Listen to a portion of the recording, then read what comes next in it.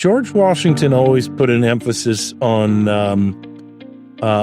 meriting success. This idea that you can't decide, there's a quote he would use from Joseph Addison's Cato, which is, it's not in mortals to command success, but you can do better, you can deserve it. So this idea that if you want to do great things and you want to do big things, you need to work on improving yourself, making sure that you are in a position to merit that opportunity, that success when it comes to you. Because we are mortal. We aren't able to dictate what's going to happen. So preparation was always key for him. Prepare, educate yourself, pursue those things that you want to pursue. And then when opportunity is there, you can have that success that you merit. And for him, it was always more about, not just being ambitious, but being ambitious with what he would call honor in the 18th century. There's a right way and a wrong way to get what you want. So if you're going to go big, do it the right way. Try to go after it in a way that you can respect yourself and other people would respect the work that you've done. Welcome to the Going Big podcast. I'm your host, Kevin Gentry, and this is the place where we celebrate bold moves and big ideas. Each week, I sit down with inspiring leaders, entrepreneurs, and change makers who are making a significant impact in their careers and in their communities. Whether you're looking to level up your leadership, pursue your passion, or just get inspired to take your next big leap, this is where those stories come to light. Now, if you're listening on iTunes, YouTube, or anywhere else you tune into podcasts, be sure to hit that subscribe button so you'll never miss an episode. Now, let's dive in to what it means to truly go big. Well, ladies and gentlemen, with me today is Dr. Douglas Bradburn, who since 2018 has been the president and CEO of George Washington's Mount Vernon. He is a well-known American historian and author, but in this role at Mount Vernon, as you're going to quickly see, there's a lot to discuss with respect to going big. First of all, there's the obvious sort of highly consequential and courageous leadership of George Washington with respect to our nation and its founding. There's also the enormous historical importance of his home, Mount Vernon, which we'll learn more about. And then also, I think you're going to be really interested in the vision that Doug Bradburn has had for this historical property and how he's tapped elements of innovation to really harness a lot of the educational aspects of this in a way that's, again, very consequential. And for wherever you may be listening to this around the world, I hope as a result of today's conversation, you'll conclude that if you've not been to George Washington's Mount Vernon, you've got to make a trip there soon. So, Doug, it's a real pleasure to have you with us today on the Going Big podcast. Thanks for joining us. Thank you, Kevin. It's great to see you again. I'm honored to be here with you. Well, in terms of going big, I think we've got to start with first in war, first in peace, first in the hearts of his countrymen. I mean, George Washington, extraordinary. But if you would, I mean, you have studied him perhaps more than any other, and now in this role at Mount Vernon. Who was George Washington, especially in terms of going big? Well, that's a big question for a man who is the father of our nation. He literally was the indispensable man without whom we might not have had a United States of America, certainly not in the time that it happened. That wonderful quote you started with, which is a part of a eulogy from Light Horse Harry Lee, the official eulogy the U.S. Congress commissioned. First in war, first in peace, first in the hearts of his countrymen. First in war is the man that led our nation through 8 long years of struggle against the greatest military on the earth to win the independence of this country. And, and we'll get into that, but it wasn't just that he won, it was how he did it, which has been so remarkable to setting up the character of the man and influence some of the values of our nation. And Doug, if I could jump in on that point, I interviewed former United States Senator Phil Gramm recently, and he brought up George Washington and he said the King of England commented that George Washington was arguably one of the greatest men alive in the world, which was high praise. And so that military leadership, it's just mind-boggling when you think about it. Absolutely. And the key, that's a wonderful quote. I'm glad he brought that up because The truth of it is, so the king actually has Benjamin West at the castle, and Benjamin West is an American-born painter, but he lives in England. He's actually painting Queen Charlotte. The king calls him in, and this is basically in the war was over, the negotiating the peace treaty, which ends the war and establishes the independence of the United States. And the king asked him, said, "Mr. West, what will Mr. Washington do if he achieves an independency of the United States?"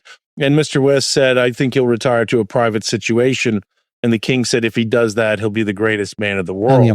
So that's the key part of it, that retiring at the end of the successful war, unlike Oliver Cromwell at the end of the English Civil War, he didn't march into Parliament and say, "You've sat too long here," and became a dictator.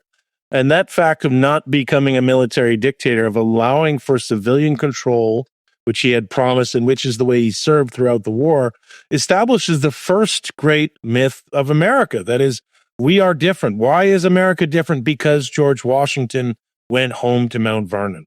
And so that story, our first origin story that made the American system would be a rule of law and not of men. We've never had a military dictatorship. We've never had the threat of a military takeover in this country. And that is so different from so many other republics that won their independence against the British Empire, against other empires. And that precedent, is something we should all be very proud of. And it's the reason Mount Vernon became a famous place right away. It was the place that Americans knew about because George Washington was there. And so after he gave up his commission at Annapolis at the State House to Congress at the time, handed it back to them and went back to Mount Vernon, he fulfilled the prophecy of George III of being the greatest man of his age. So that's the first in war part of this reputation. And if I could ask you one other just quick question, because you're saying so much that's so important. We're celebrating the 250th anniversary of the United States, and soon we'll be celebrating the 250th anniversary of Paul Revere's ride and the first shot at Lexington and the engagement at Concord. How did George Washington become the commander of the troops? I know there's a lot more to talk into, but before we leave this particular small chapter, yeah, we can stick as long as you like on anything. I'm happy to. And you're very timely, obviously, the 250th, and you touched on it. Within a few weeks from now, we're going to have the 250th anniversary of the shots heard around the world at Lexington and Concord. Now, 250 years ago today, at Mount Vernon, George Washington has just come home from Richmond, where he would have heard Patrick Henry's speech, which we talked about earlier, and I know you interviewed the gentleman down there.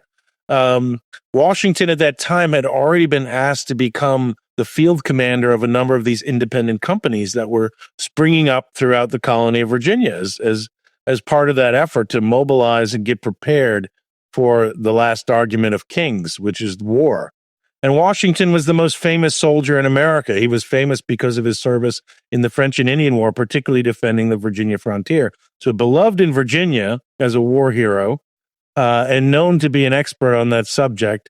So he was constantly on the committees at the House of Burgesses, and he was elected to the Second Continental Congress to represent Virginia because of his acumen and experience in war. And so he had already made that beautiful buff and blue suit, the famous suit that George Washington would serve throughout the war in. And he shows up in that suit when he goes to Philadelphia and ultimately is appointed by the Continental Congress as the first commander-in-chief of the American Army. Now, that happens this year as well. That's in June. So we're in the 250th anniversary this year of the American Armed Forces. So before we had a Declaration of Independence, before we had a nation, we had an army, and that army was led by a man wearing a buff and blue suit. Amazing. All right. And then ultimately let's continue with First in Peace. I mean, yes. Let's go to that next highly consequential chapter. And so important too, because we think about winning the war, but also winning the peace. And in this sense, George Washington not only successfully demobilizes the army without any disruptions, without any rebellions of note, and retires to a private situation, but then he does something, talk about going big. I mean, going into rebellion against the crown was big, but he really doubles down when he helps mobilize the country around the need for a more perfect union, a need for a new constitution. And so he ultimately goes to Philadelphia And I'd love to talk more about that, but he's the chair of the Constitutional Convention. And then he helps get it ratified. And so essentially creating a peaceful transition to a new form of government. Not a shot is fired in the creation of the United States Constitution. And he, of course, is elected unanimously in the Electoral College twice as president of the United States, and he keeps the country out of war. And so winning the peace and being first in peace is a big, big thing because he secures the revolution, essentially. He assures the independence of these states that had won their independence through war, but he felt would completely fall apart if they didn't have a stronger government. And then he was essential to be the first president because no one else really had the trust of the nation. And so that experience in politics is the thing that we can be really thankful for. Thank God he was our first president. Thank God he stepped up and helped the country come to a new constitution. Well, it's really extraordinary. I think it's so easily taken for granted, and we'll dig into that a little bit more. But now I want to switch gears a bit. And what is Mount Vernon? I'm still. I went as a very young child on a school field trip from Richmond, Virginia, to see Mount Vernon, and I grew up with it. But I'm stunned, even as a Virginian, to see how many people have not experienced it.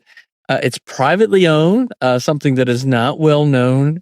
Doug, what is Mount Vernon to those who are listening today? Well, thank you so much. I mean, so Mount Vernon is George Washington's estate here on the Potomac that, he had inherited from his brother's widow and eventually had lived here, until he died in 1799. He was there about 40 years.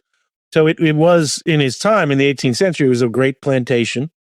And of course has a beautiful house in the home grounds here. When he died, there was 8,000 acres. Now he's entombed here as well. He and Martha Washington are entombed here. And over the years, the 8,000 was broken up into many parts. At the core of the estate descended to his nephew and then his great nephews. And ultimately they sold it to a group called the Mount Vernon Ladies Association of the Union. In the 1850s, Mount Vernon had already become a pilgrimage site for Americans coming here, but it couldn't be maintained. It couldn't be managed anymore. And so they tried to sell it to the United States Congress, but this is, decades before the national park system exists. They tried to sell it to the Commonwealth of Virginia. They didn't know what to do with it. And so there was a group of women that formed and said, if the men of America won't save the father of their country's house, then the women shall. And they created a corporation called the Mount Vernon Ladies Association of the Union. They raised the money in 1858, $200,000 from all over the United States, the first major fundraising campaign for anything like this. And they purchased the core of the estate, 250 acres at that time, now up to 400 acres, which includes the house at Mount Vernon, which is iconic, as well as the tomb. And they've opened it up to visitors since 1860, so since before the Civil War. So we're the first historic preservation group in the nation. We're the oldest historic home. We're the oldest women-run organization in the nation. And as you noted, we are completely private and independent. We serve a public mission, but we don't receive any tax dollars at all. We receive no government money, no state money, no local money. And so we really keep this in trust for the American people. And people have been coming here since 1860 as visitors. Now, you rightly say not enough people come here, but there have been over 100 million people who've been here since then. And 100 million people have gone through that house. We'll come to some of the things about the preservation in a moment. But, the Mount Vernon Ladies Association is a going big story Absolutely. In itself, one of the biggest. To think that just before the American Civil War, Yes. A group of ladies went back and forth between the North and the South to raise funds, and to raise that much. It's extraordinary. It is a classic going big story because in this case, this is a time before not only can women not vote, which everybody who's listening to this probably knows, but also women couldn't own property in their own right. I mean, it was very difficult. And so the idea that these women could convince the Washington family to sell this extraordinary place and that they would operate it and they could convince all these people to donate their hard-earned money to help purchase it is really quite extraordinary. And in doing so, they invented the whole idea of historic preservation for a civic purpose. And I want to lay into that real quick, Kevin, because as you pointed out, it was years of great dissent in the nation, discontent, division, which ultimately led to the Civil War. But they were called the Mount Vernon Ladies Association of the Union because there was women not only from the South, but also from the North, from every state.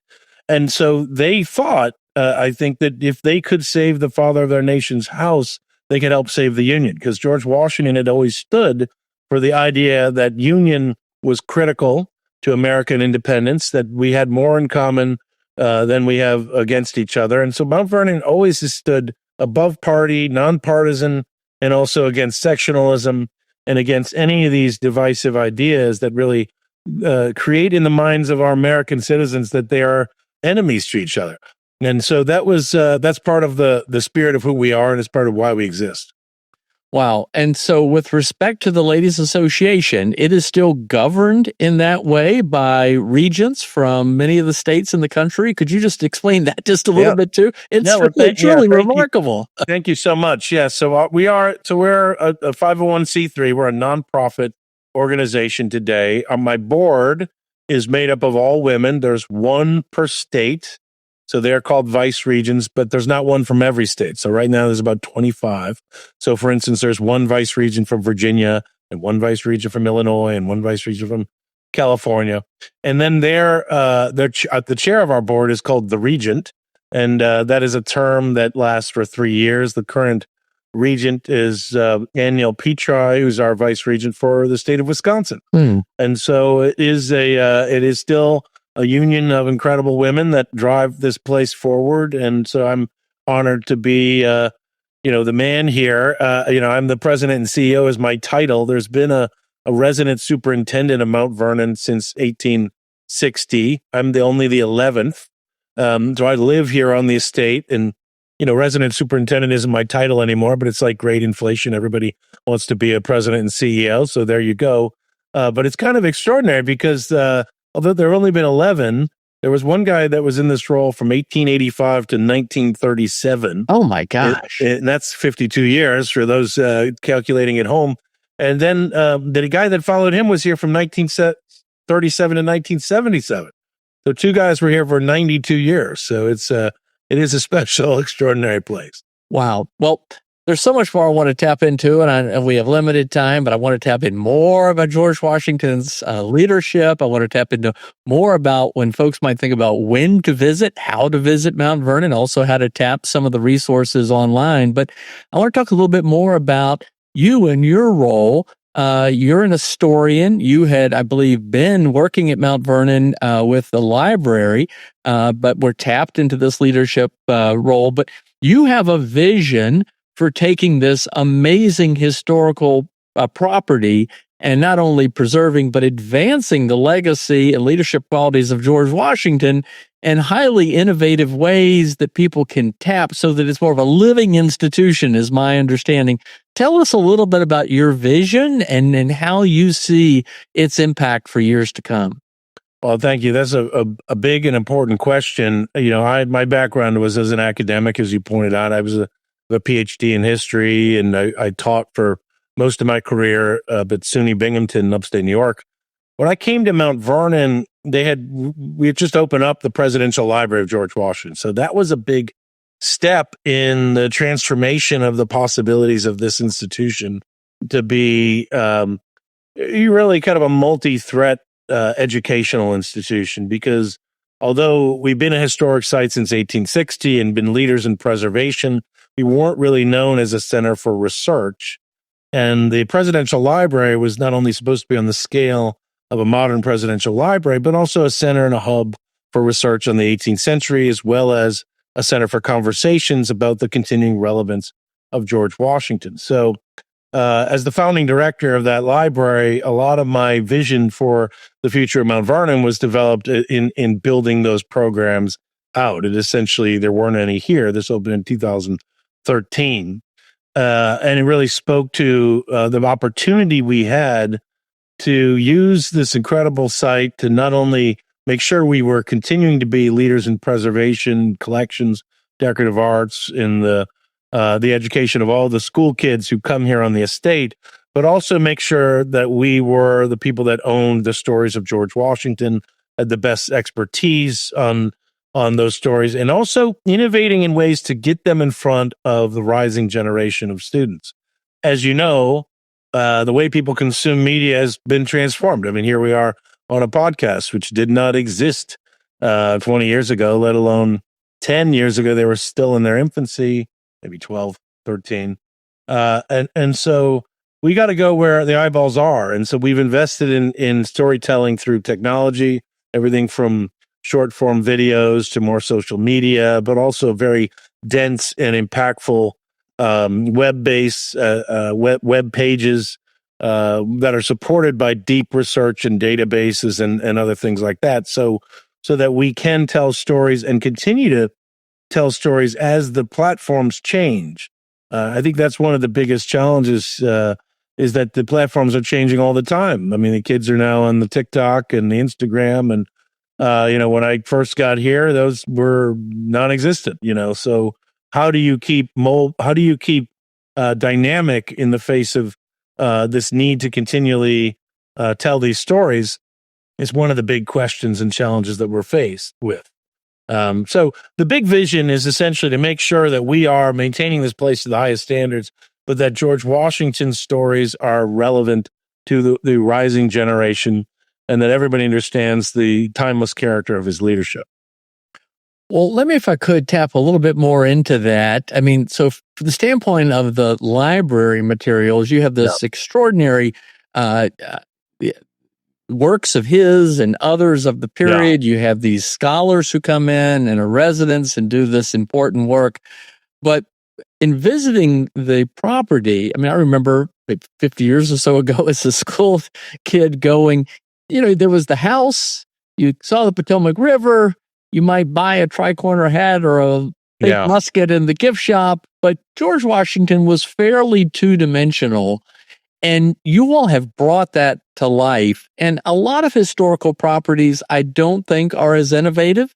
If you would talk a little bit more about the recent history of Mount Vernon deciding to go big and really leaning into that and bring it to life. I mean, the elements of engagement that you all offer for visitors now, it's really quite remarkable.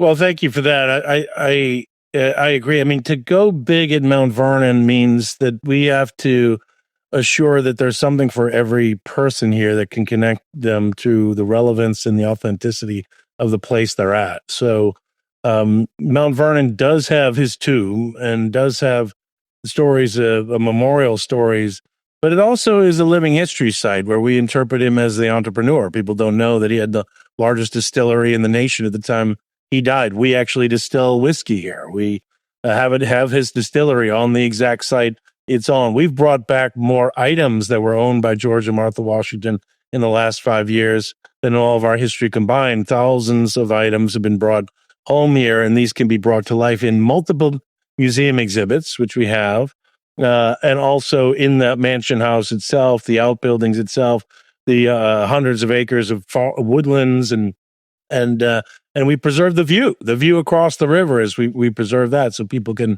be immersed in the 18th century. We have character actors. We tell the story of the enslaved here at Mount Vernon in multiple ways, in impactful ways, and historic trades. So we have the blacksmiths, and we have the spinning house, and we have people on the farm. And you can, of course, also enjoy the beauty of the place. I've got a restaurant. I've got shops. So it is a dynamic and kind of constantly moving institution. I will say the research side has been critical to it. I mean, this is somewhat counterintuitive, I think, for a lot of institutions. You have to invest in research to stay relevant.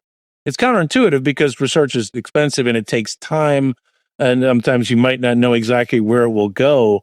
But because we do that both in the preservation, in archaeology, but also in history, it's the way to stay dynamic and relevant because we have all these scholars coming through. We're also making new discoveries in terms of what you're finding when you're restoring the home, new discoveries in archives around the world. So I'll give you one example. We're acquiring letters of George Washington as they come up for auction. And some of these incredible letters he wrote to a guy named the Marquis de Châteauroux came up for auction. Nobody knew much about Châteauroux, I reached out and found a scholar in France. And it turned out that this whole Châteauroux archive was something that had not been discovered and exploited or used before. And out of that grew a lot of our ability to provide new programming at Mount Vernon. Châteauroux was actually one of the French officers who was here at Mount Vernon when Rochambeau's army stopped at Mount Vernon. So you find ways to tell stories that didn't exist before through research and ways to be constantly relevant. And I think this is something that all museums and historic sites need to keep in mind. Resources are always a problem, but research is going to be critical for your ability to be the expert on your own subject, but also to constantly refresh and renew the way you're telling the stories that you can tell. All right. Well, I got 3 or 4 other different things I'd like to dig into that all relate to going big. Back on the property itself, I mean, again, it's the house, but it's so much of the other outbuildings and going down to the water. And tell us first of all, you've got you really tie into the native plants that George Washington was raising, going back to research because you had his diary notes of what he had. I'm now growing pawpaws as a result because I learned it was his favorite fruit, and it's a great thing to grow in Virginia. Local delicacy. That's right. Yeah. It really, really is. Tell us about the cherries discovery. Yeah. I mean, you also have an element of archaeology continuing to go on. Well, so thank you. That's exactly the kind of point. I mean, so we are in the midst of the most important preservation project that Mount Vernon's undertaken since we saved the mansion. We discovered right after I became CEO, and this is maybe a lesson to all those who are stewards of institutions as well as innovators who are starting an institution.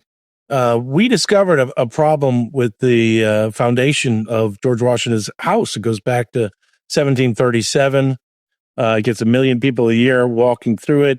It's been preserved since 1860 to deal with these crowds, but it's been kind of added to over time. When you don't have enough resources, you're just solving problems. And so in some ways, it's underneath it in the cellar, it's kind of a Frankenstein's monster. There's different pillars that were put in the 19th century and the 20th century, different, heating systems, different fixes for temporary problems. And so we discovered that there was a fundamental flaw with the framing of the house. I won't go into the details of it, but essentially it required a major fix. Now, we could have gone small and just fixed the sill and said, okay, that's fixed, and we moved on. But we decided to go big and think about, we had the opportunity in our generation to holistically deal with a lot of these issues related to moisture. We had termite incursions in the house. It's a wooden structure that had been fixed with brick. The brick had disappeared. So we decided we needed to make sure this wasn't going to happen again, and that we, who had the opportunity to understand the problem, had the wherewithal to go big, needed to do the fix. And this is not the most sexy of projects for a CEO to go around and say, hey, and this is preservation in general, we're going to put all this money into something and it's going to look exactly the same, right, when we're done with it, except better. It's a challenge, but it was the right thing to do. And so we did it, and we're in the midst of it right now. Part of that project is not only repairing masonry and carpentry, but we're going to put in a new HVAC system, and the ductwork needs to go under the house and up the chimney stacks. Now, before we can do that, we have to do archaeology to clear the cellar. And so in the midst of doing this archaeology last spring, we discovered these intact bottles under the paving stones in the cellar that were put in there in 1775. So 250 years ago this year, underneath those paving stones were these 30 intact bottles, 18th century bottles filled with cherries and gooseberries and currants. And were they still? What was left?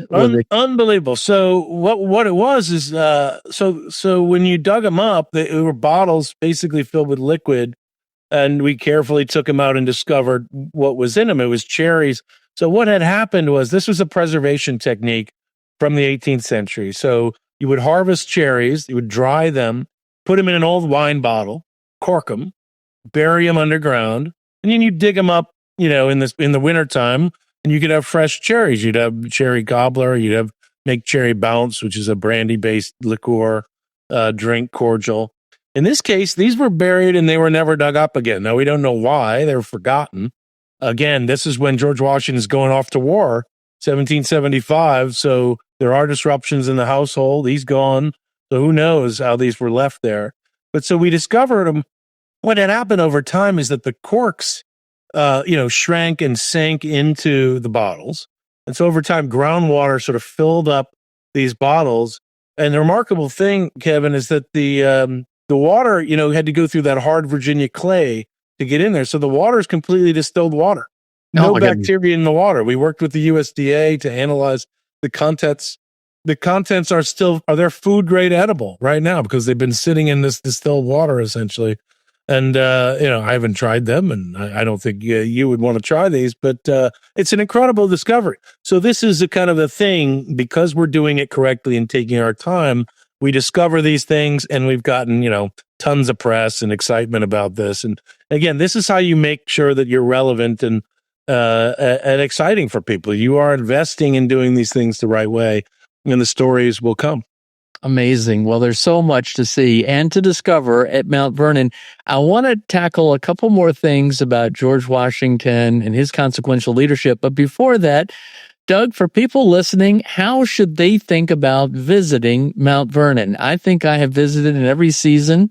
It's spectacular at Christmas time. It's spectacular right now in the spring. It's spectacular in the summer. But how should people think about it? Well, thank you. Look, we're open 365 days a year. So anytime you're in the DC area, you should make Mount Vernon an opportunity. It should be a bucket list for you. It's been important to Americans, as I said, since the founding of the nation. But, this time of year, you've got the beautiful gardens about to go into bloom. These are garden designs that go back to the 18th century. George Washington's landscape, when you're on the landscape, he's his own landscape designer, so you're inside his mind's eye. You're seeing what he wanted you to see. And so the power of the authentic space, there's really no 18th century site like it in the United States because there's so much of it that's been preserved. So you can go online to mountvernon.org and get tickets through that. But, I would recommend coming out here and being able to spend at least a day and a half or 2 days. There's plenty to see. There's multiple museum exhibits. The mansion's in the midst of this preservation work, like I said right now, but it's open and you can come in and see some of the work that's ongoing right now. It's really kind of a once in a lifetime opportunity there. And as I said, there's something for all different layers of the family, from the history buffs to the garden lovers to the decorative arts. I mean, the stuff we have in the museum, Martha's jewelry, George Washington's swords, all these archaeological findings, the furniture, the 18th century, lots of multimedia, things for the animals right now, the lambs right now. We got the brand new baby lamb. So definitely would encourage you to put it on your list of things that must see in DC. And particularly if you're going to be here for the 250th anniversaries next year, we'll have some major new exhibits and things to see as well. Well, that's a great point. And folks, you should follow Mount Vernon on social media. There's so much always to see. So if George Washington had only been there at Mount Vernon, his business leadership and entrepreneurial success in and of itself would be its own going big story, one of the greatest of his time, before he then leads this ragtag group of colonists against the greatest empire in the world at the time to military victory. And then, as you say, he moves on to political leadership and serves his country, and then does the remarkable thing of stepping down and returning back to the house. So I want to hit three or four other aspects before we wrap up. On the military leadership, there were some dark days. I mean, we have the image of a Valley Forge, but it was not all victory at Yorktown. Comment about just the man then. How do you see his not only strategic military leadership, but just his leadership of people? Yeah, well, I mean, it's a great question. The first key thing, of course, is he is a man of great physical courage. From an early age, able to withstand, the fear of death, the actual opportunity for death. He's in the front when he leads. There are bullets whizzing by him. that physical courage is critical because in the 18th century, leadership is performative. I mean, it is today.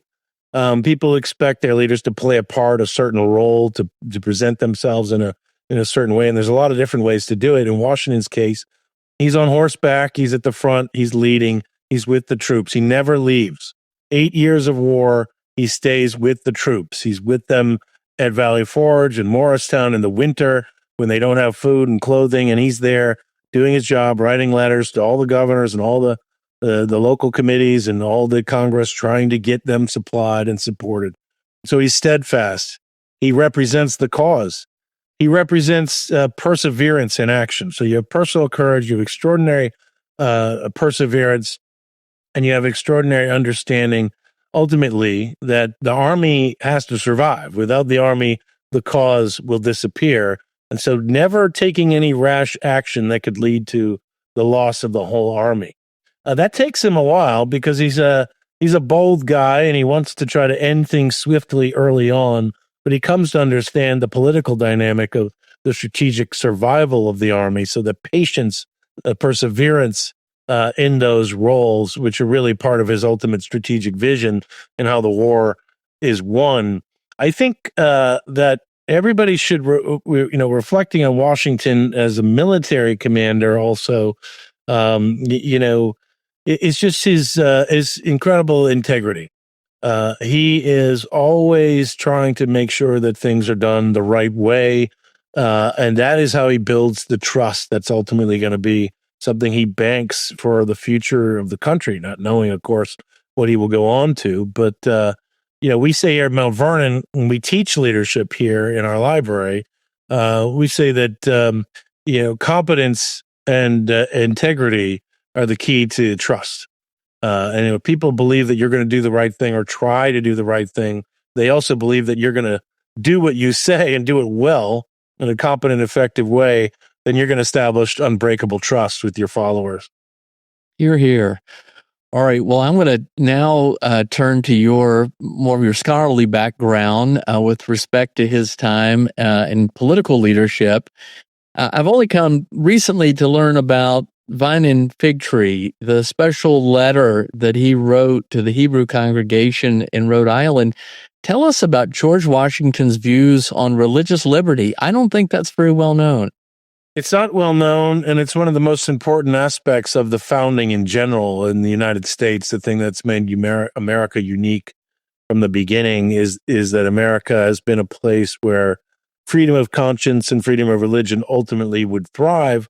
And it did that. It wasn't inevitable. You had at the very end of the war, you had establishments in multiple states. Virginia, of course, is one of the first to establish after the war in Thomas Jefferson's Statute of Religious Freedom, the idea that citizens would be free to worship as their conscience. And this is certainly something George Washington believed. We have a video you can watch online on Washington and religious freedom, which tells it from his perspective, which is really important because when he's an officer in the British Empire, a young man, 19 to 25 years old, he has to take an oath regularly to the Protestant succession in Great Britain. He has to take an oath specifically saying that he denies transubstantiation, which is the doctrine of the Catholic Church around the Eucharist. So can you imagine that? You have to make a religious test oath before you can qualify to hold any office. Wow. Now, and he would go on to be the father of a country that would never require that kind of an oath in its federal employment, right? So he becomes the president of a nation that would never think to require an oath of belief. And that's a really big deal because there's no European country that would do that during his lifetime. So one of the things he does when he's president of the United States is he travels all around. He understands the presidency as an office of public opinion. And he wants to know what people think. And he's the first president, of course, but he's the first president to go to every state in the Union. He goes to Rhode Island, and he goes to, whenever he goes anywhere, he gets a lot of petitions from different people in those cities, like, the Chamber of Commerce, and the local Masonic lodges and the men's groups, and then also different ministers. And in Newport, there's a very robust Jewish community, the Touro synagogue community. And when he arrives in Newport, he gets a letter from them saying, "We hope, sir, that you'll recognize that, here our Jews in Newport, we've been tolerated to worship in our way for years now. And we hope now that we're under this new government, under the U.S. Constitution, that we'll continue to be tolerated."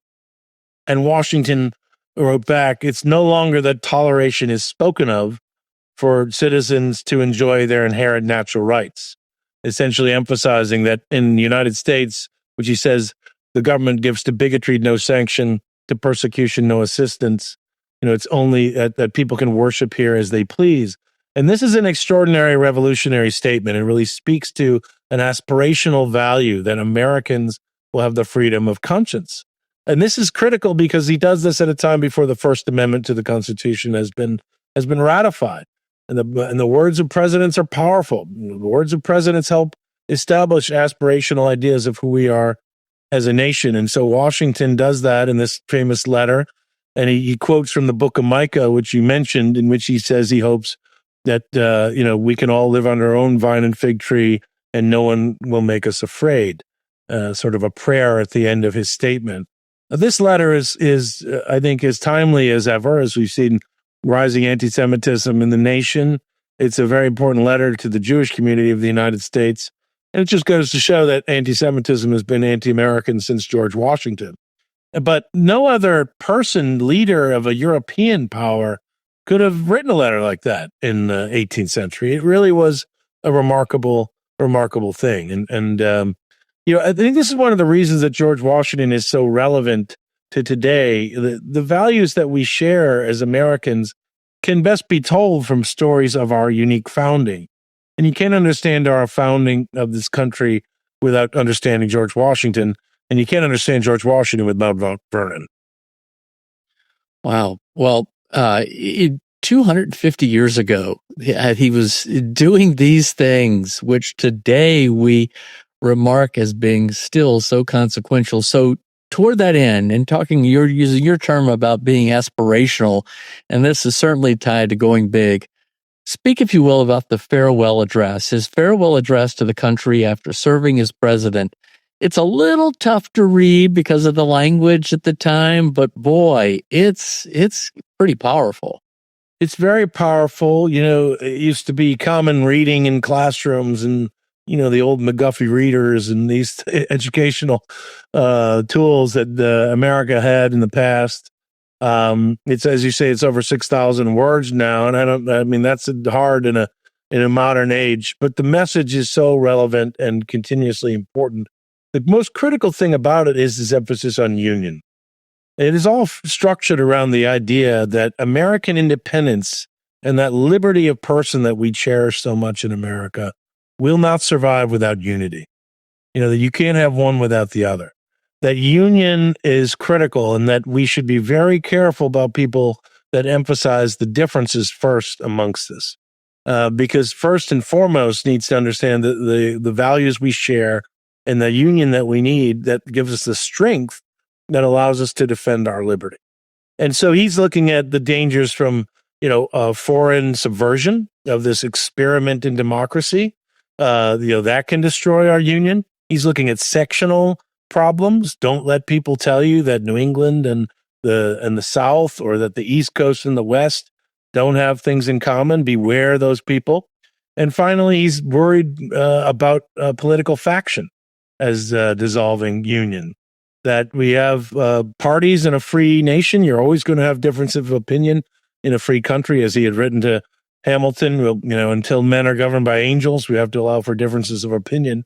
But that parties, as inevitable as they are, you cannot allow party animosity to reach such a pitch of extremism that people consider themselves as enemies to each other, because it will destroy the fabric of the nation.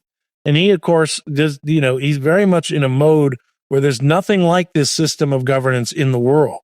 And if America doesn't succeed, he thinks that it is it'll be the death knell for systems based on representative government and liberty in the world. And I think that is the ultimate message for people, is that we all, Kevin, have inherited an extraordinary thing.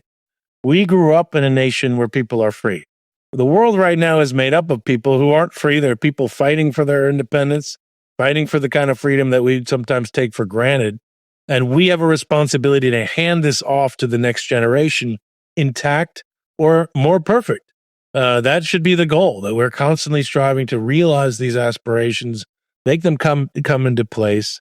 And what also Washington emphasized in that farewell address, which he also said in his first inaugural, is essentially that knowledge is in every country the surest way to public happiness and virtue, and particularly in a country that has to govern itself. We have to educate people about their shared values, about their responsibilities and duties as citizens, about the three branches of government, about the way the Constitution was made, about why it matters. And this is why Mount Vernon exists. This place exists to help people learn about the past and about their present.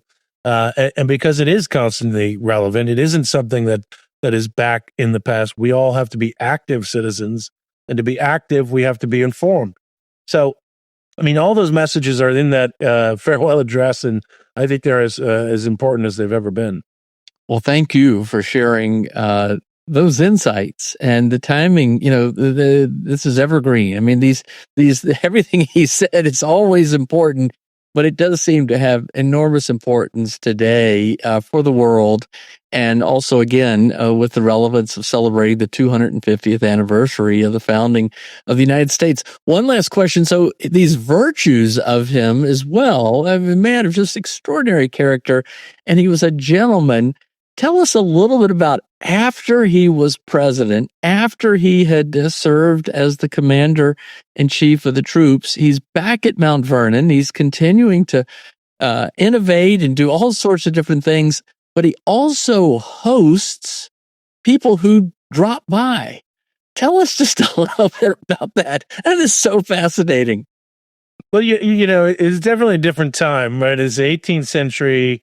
And they still have this idea of Virginia hospitality for a man of Washington's capacity and stature. It was expected that if you had a letter of introduction to him from any respectable person, and, you know, he's like 6 degrees of Kevin Bacon. I mean, everybody knows somebody who served with him or knew somebody. I mean, he'd been involved in public life for so long. And Mount Vernon is right on the north-south, you know, trails. And this is before there's any great hotels or taverns. And so everybody's stopping there. He wrote to his mother that this place is like a well-resorted tavern. You know, we have documented in 1 year over 600 people stayed in the mansion house with George Washington. You can imagine having over 600 overnight guests in your home, and you're paying for their horses and their servants and their upkeep and their food. And so you would have found him in Mount Vernon a very, very busy man. And people came, you know, foreign guests, people from all over the country, former officer friends of his, people who just knew an officer friend of his. So anybody could get a letter of introduction almost to anybody. And, you know, and that's one of the remarkable things, is that this place has been a destination point from the very beginning. But yeah, he writes about it. There's a diary entry he has with Martha Washington, actually in the period you're talking about after the presidency, when he's here. And he writes, if no one shows up in the next 20 minutes, it'll be the first time in 20 years that he and Lady Washington dined alone. Oh my gosh. Yeah. He called his life a life on the stretch, you know, which I think is an interesting expression, a life on the stretch for over 40 years of public service, from 1775 to when he comes back to Mount Vernon in 1797. I mean, it's just extraordinary, a man's life. Yeah, the definition of public service. Well, let's wrap this up. Just for the benefit of folks listening, Doug, who is Doug Bradburn? How did you come to this role? Maybe others might be influenced about how did you always have an interest in George Washington and history? Did you ever dream you'd be in this role? Tell us just a little bit about that. And that's very kind. Look, I've always loved history. I've always loved writing. I wanted to be a writer. I ultimately decided to do that through history writing. I had a PhD in history from the University of Chicago, and all I wanted to do was write books and ultimately teach. And I did that. I was the chair of the history department at SUNY Binghamton University in upstate New York. When I left there to come to Mount Vernon to open up the presidential library, which I thought was an extraordinary challenge.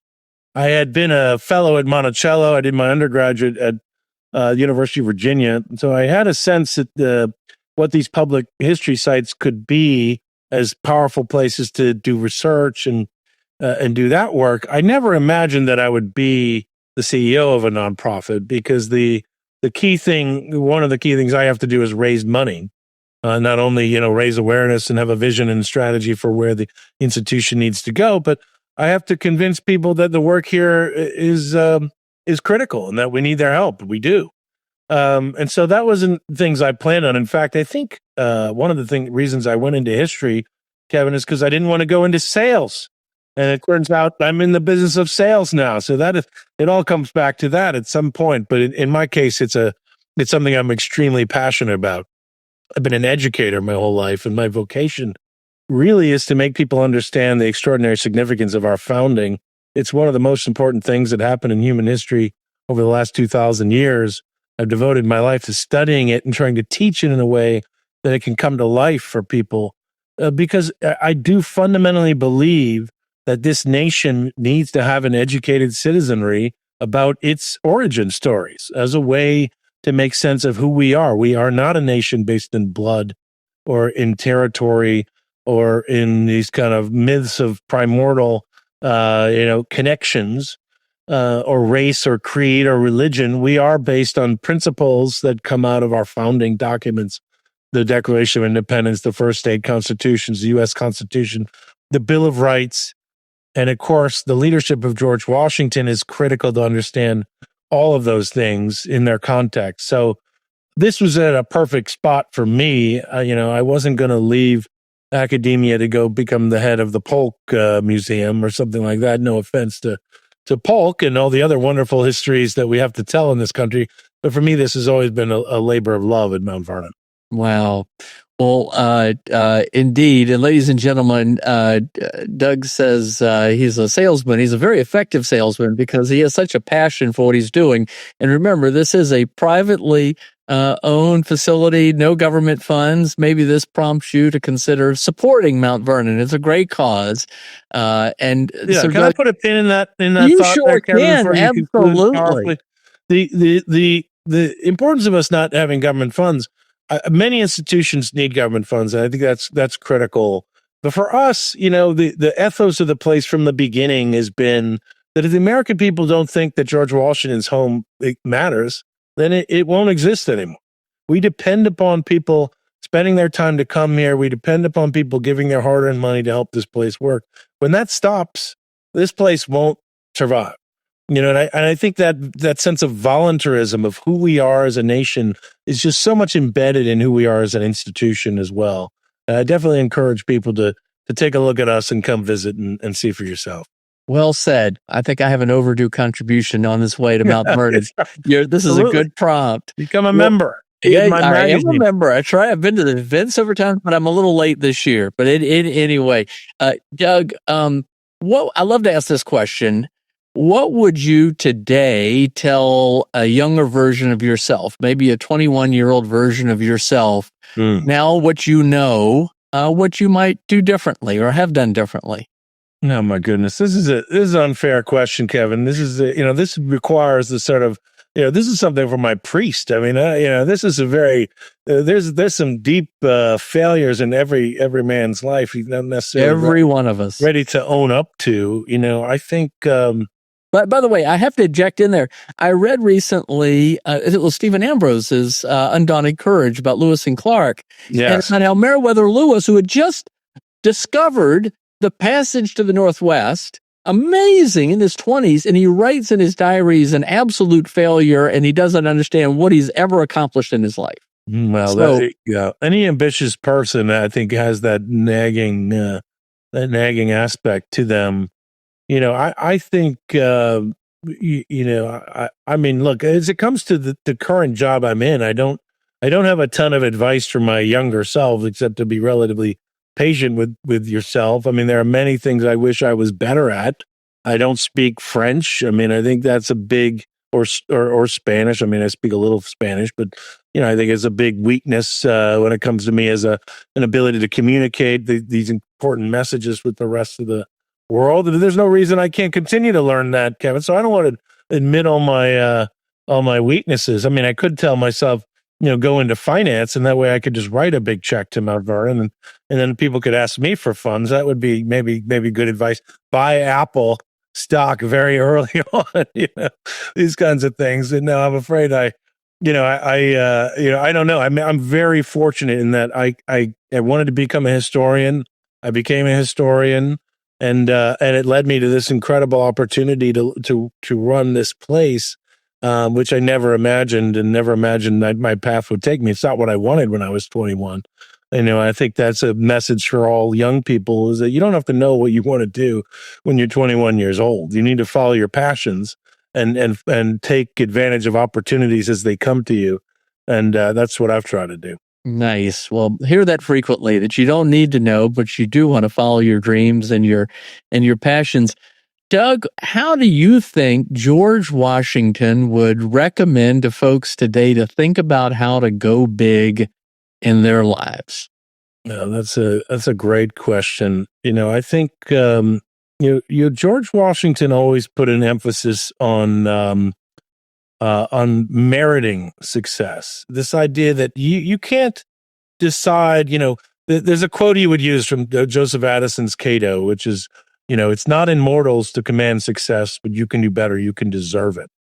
So this idea that if you want to do great things and you want to do big things, you need to work on improving yourself, making sure that you are in a position to merit that opportunity, that success when it comes to you. Because we are mortal. We aren't able to dictate what's going to happen.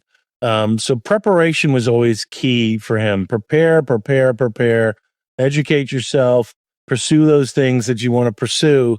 And then when opportunity is there, you could have that success that you merit. And for him, it was always more about, not just being ambitious, but being ambitious with he would call honor in the 18th century. There's a right way and a wrong way to get what you want. So if you're going to go big, do it the right way. Try to go after it in a way that you can respect yourself, and other people would respect the work that you've done. He didn't see much value in just getting ahead for the sake of it. Nah. All right. Well, you're a very influential and important leader, not only in the Washington, D.C. area, but in the historical community and everything that you're doing with respect to Mount Vernon.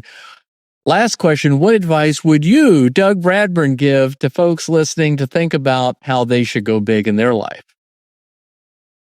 That is a good question. How do you go big in your own life? I think you have to pursue the things that you care deepest about, that you are passionate about. It's such a cliche, because how do you find those things? For those of you who have those things, embrace them and go forward with them. I would also say time is short. If you want to do something, do it. If you want to take an opportunity, take the opportunity. Those of us who lived long enough to see parents die and friends die and siblings die, the one thing is that it isn't as important as you think it is. You just need to go do the thing you want to do. If you want to be a writer, start writing. If you want to make music. You just do it. And I also think you have the humility to ask for help. Have the humility to work with people who are in places that you want to get to. Don't be afraid that they'll think you're dumb.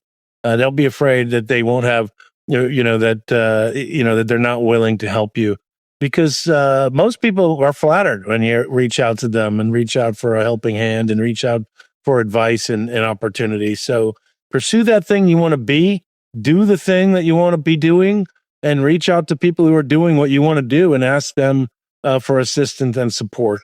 And they might tell you something that'll allow you to say, hey, you're right, I don't have that skill yet. I need to go get that skill. So merit that opportunity. And I very much firmly believe in that hard work will bring you where you want to be. Well, Doug Bradburn, it's been a treat being with you today. Thanks for encouraging us all to think about and go big, especially through the amazing example of George Washington and his principled, courageous leadership. And ladies and gentlemen listening, you got to go check out Mount Vernon. Check it out online. Go visit sometime. Support them. You'll love it. And it's a great time to do it in celebration of America's 250th. Doug Bradburn, so nice to be with you.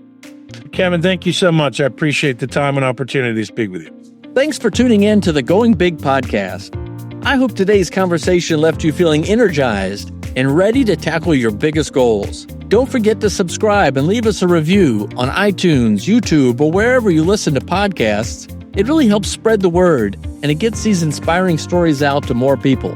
You can also find more content, resources, and updates at our website, goingbigpodcast.com. Remember, the only limits are the ones you don't challenge, the limits that you impose on yourself.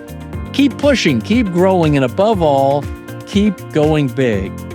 See you next time on the Going Big podcast.